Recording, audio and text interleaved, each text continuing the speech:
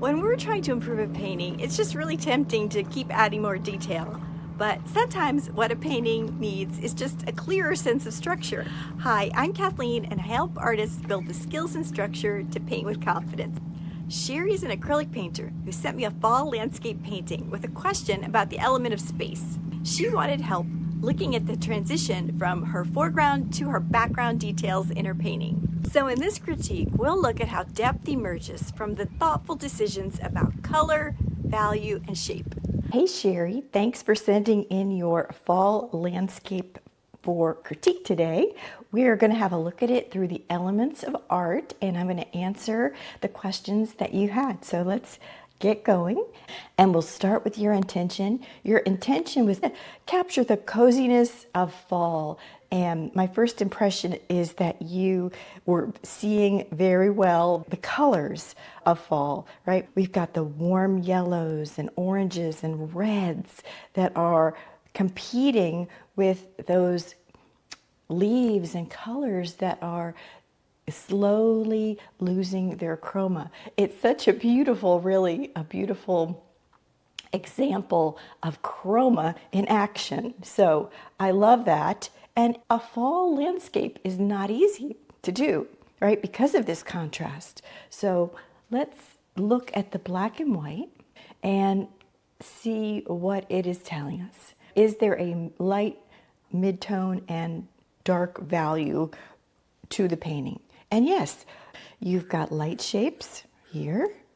This is a great light shape. It tells me a very important clue about the painting, and that is that it is a sunny day, because only on a sunny day would you get this amount of contrast and brightness on the path. So that is a super important clue that I'm going to use as I go forward in making any suggestions. You have a darker area in the midground here, and then a lighter sky. So yes, your values are working, and so love that. I should say that Sherry painted this in acrylic, and she said she painted it over an old painting, which is interesting because I can't really see the old painting coming through. And I love the idea of painting over old paintings because I think you get just such interesting maybe colors peeking through that you would not have used before, or an interesting shape that works in the new painting. So I like that. She wanted some help with the transition from background to foreground in the details. So that's what I'm going to keep in mind as we go through everything today. Let's look at the color balance in your painting. We've got the three attributes of color, which is really the three keys, the three things you have to consider when you're painting. Hue is just the colors from the color wheel, right? Notice there's no brown in this. Sherry's got a lot of brown in her painting. So we're going to have to determine if that brown is a cool brown or a warm brown to place it somewhere on here. And you know what? It kind of tripped me up at first. I think that the brown that Sherry's got here has a lot of coolness in it.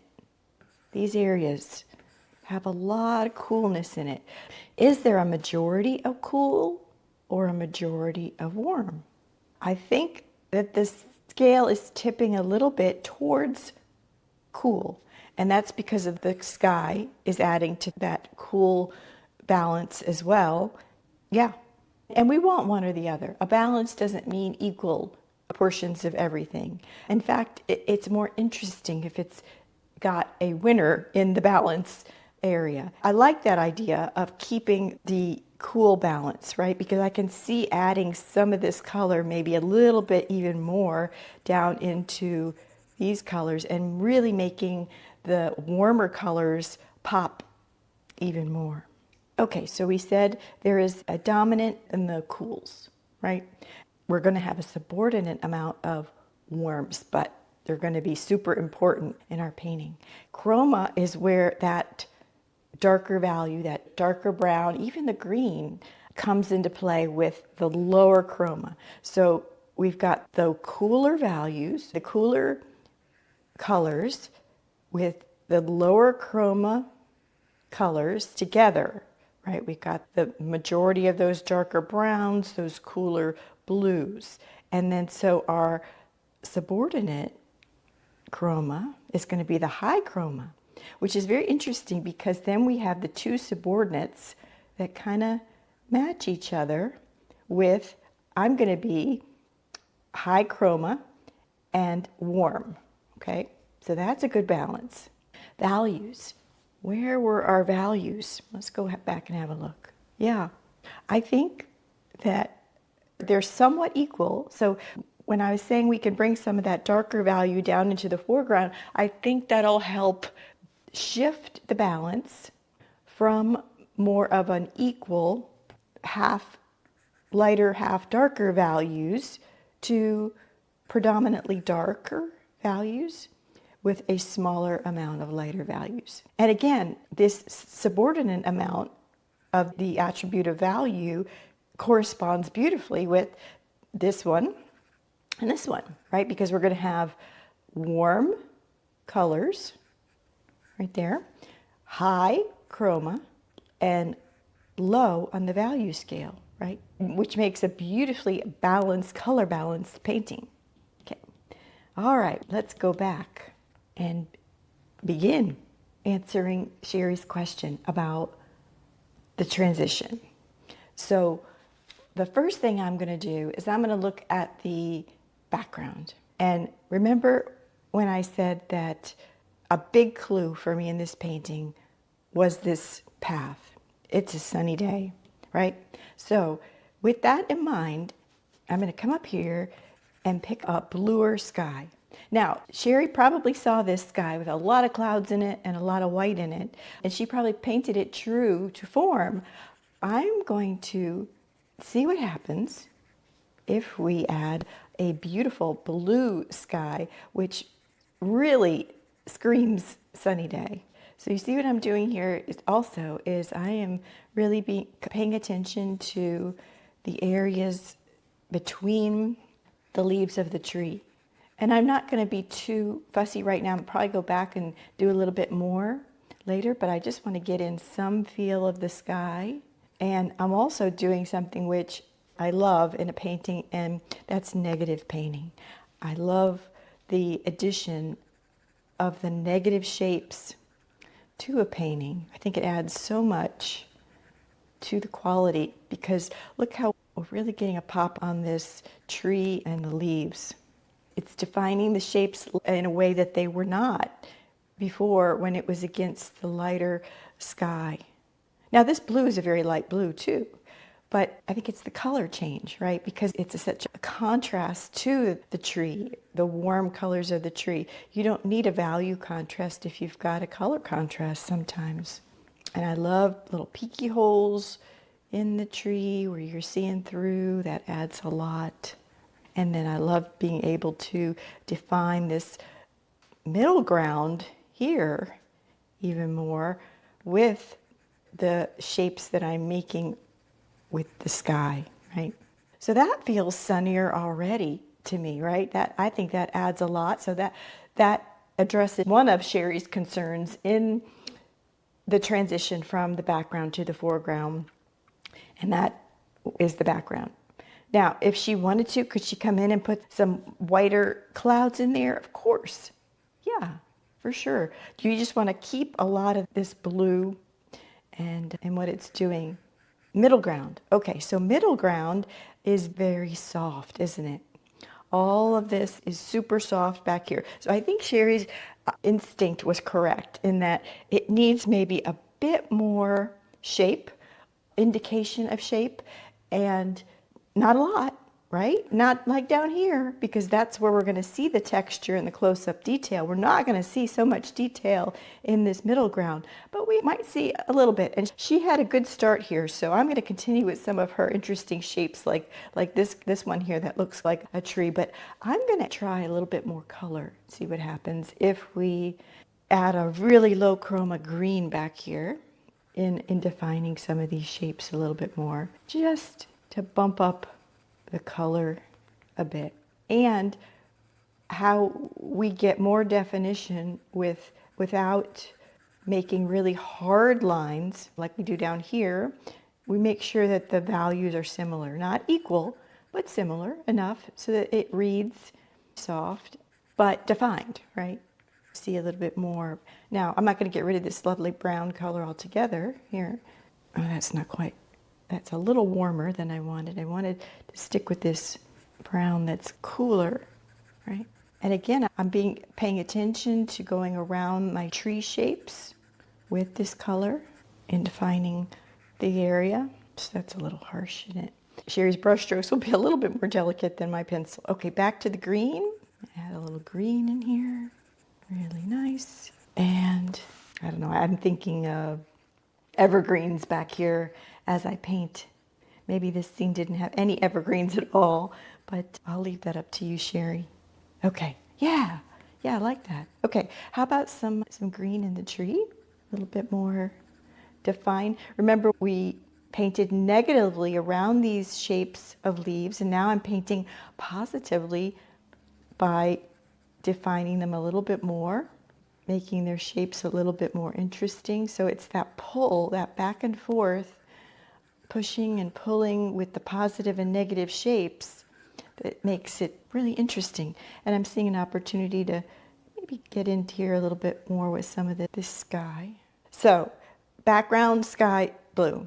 Midground, defined, trees, evergreens maybe, very low chroma, a higher value, and now we get to go into the foreground and leave a bit more of that detail, but ensure that we get that good transition, which is going to give us our 3D going back into the scene effect that we want.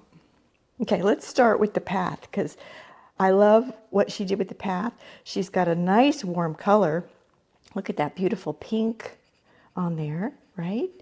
Maybe it's a sand path, and a sand path would be very bright. And I'm going to have some sand kind of sticking out in areas into the grasses so that we get a real interesting shape. Maybe even coming out in the background here. Yeah. And she's got her path very nice and proportionate, getting smaller as it goes back. Okay. Interesting. Yeah. Okay. Like that. And so I want to build a little bit of this darker color into the shape down here to start with. Underneath all of the beautiful bright fall colors, there's the lower chroma leaves that have already fallen maybe, and they're underneath some of these higher chroma ones that are popping up, right? So I'm going to get that in there. And you know what? Let's see, while I'm at it, let's see what happens if we lighten up the value on the tree a little bit. And so it becomes a little softer. That darker value doesn't stand out as much. And so let's, with that idea, let's lighten up a little bit of these fence posts slightly.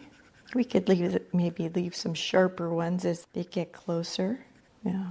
What about even a little bit lighter on these farther ones? Oh, actually, I like it a little lighter, yeah. In general, we've got the light coming from this way, right? So there's going to be shadows of the posts, like Sherry has, coming out this way. Cool. And then the brighter areas will be maybe here on the right. So let's get some brightness. Let's go right into a nice yellow. I'm going to assume that the light is just really the strongest in this area, and it's going to warm it up beautifully. I'm thinking these are just gorgeous wildflowers and maybe leaves that have fallen from the tree. I think that light will be hitting right through here, maybe a little darker on this side as we get the shadow of the tree. These higher chroma colors, we don't want to be too sweet with them. I love this color that Sherry used, and I'm going to use a lighter version of it to kind of fill in back here and get rid of a little bit of this detail. I'm going to see what that looks like because I'm keeping in mind her question about the transition from background to the foreground detail, and I want to have that foreground detail kind of stand out. So to do that, maybe I need to get rid of some of this detail that's in the back foreground. And I like how it's kind of warming it up. Maybe add a little bit of this color up into the tree. I think it's a great idea to use your colors all around your painting. It adds a lot to the unity of the painting. Yeah, nice. Nope, I don't like that. Okay, you want to somewhat negatively paint around the path. So I'm trying to mix in the brown so that it transitions down into the foreground really nicely, and with interesting shapes that kind of hold it together, hold the different areas together. Yeah, I feel like I want to add a little of this green in the foreground up here. And Sherry already has some of it here. She's got this pretty phthalo green right here. So I'm just adding a bit to it just to see. I think I did too much there. There, leave that patch light that's in the sun. And back to yellow. Just see what happens if we add some really light yellows in there. And I know Sherry had some highlights in some of these foreground areas where the sun is hitting. I'm going to blur some of these little wood slats between the posts a little bit. There we go. Yeah. Okay. I like how the yellow is forming. If you squint, it's forming its own little shape that's going horizontally across a foreground. And I could continue to, make little dots forever. All right, I'm adding some yellow up into the tree. Oh yeah, like that. So these yellow little bits become the areas that the light is hitting up into the tree. Yeah, great.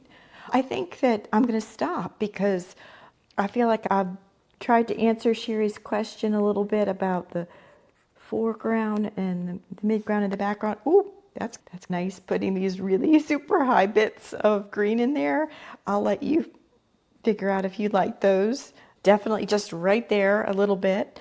Definitely we don't want any of that into that midground, or I imagine you could try a little bit in the tree. Just a little. Okay, let's review. So Sherry's acrylic painting that she painted over an old painting, she was pretty happy with the result, but just wanted a little help with the transition from background to foreground details. We stated that we had a cooler painting that was a little leaning towards the lower chromas, and it had a balance of light and dark values. So what I tried to keep in mind when I was helping with this transition from background to foreground was adding the subordinate warmer colors, which we did with the yellows and pinks. We said we had a dominance in the cooler hues that we're going to balance with the warmer, higher chroma, lighter values in the painting. And so that's what I tried to keep in mind. And Sherry had a great sense of light already, where the light was hitting, so I tried to keep that in mind and enhance that with any changes that I made. We've got a really nice separation of foreground, middle ground, and background. I hope I've answered some questions about how to proceed with any further changes, Sherry, that you had on that. I hope that you enjoyed the critique and will show us your final painting.